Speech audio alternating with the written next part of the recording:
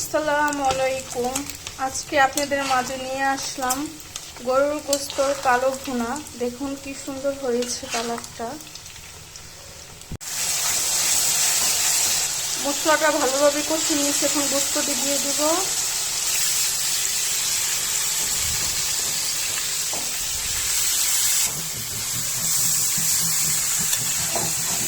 কুরবানির গোশত রান্না করছি।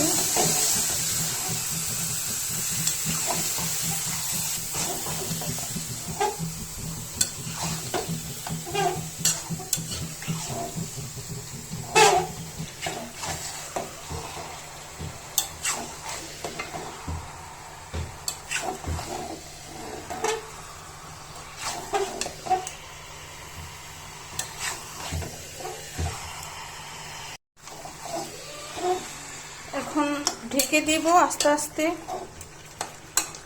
কষিয়ে নিব। গোশত থেকে ঝোল উঠেছে। কুরবানির গোশত কষানোর ভিতরে সিদ্ধ হয়ে যায় তাড়াতাড়ি আল্লাহর রহমতে।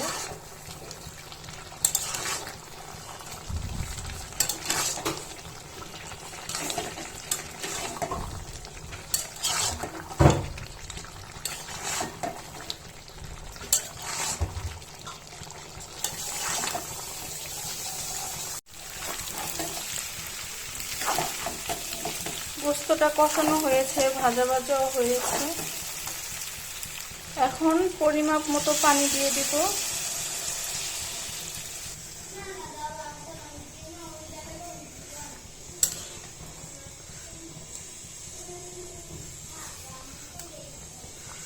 পানিটা বলক চলে আসছে।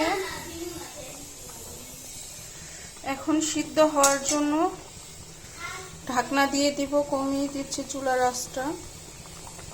গোশতের ঝোলটা কমিয়ে গেছে। এখন আমি এগুলো ভাজা ভাজা করে নিব, আস্তে আস্তে বাগার দিয়ে কালা ভুনা করে নিব। দেখেন কত সুন্দর ভাজা ভাজা হয়েছে, তেলও উঠেছে। সরিষা তেলে পেঁয়াজ রসুন ভেজে নিচ্ছি। শুকনো মরিচ দিয়ে দিলাম।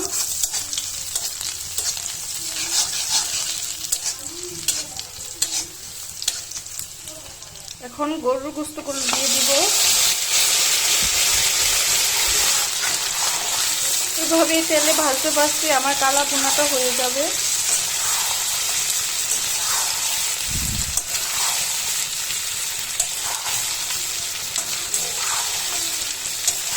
দেখুন কত সুন্দর কালার হয়েছে। আরো ভাজতে ভাজতে আরো সুন্দর কালার হবে, একদম কালো ভুনা হয়ে যাবে।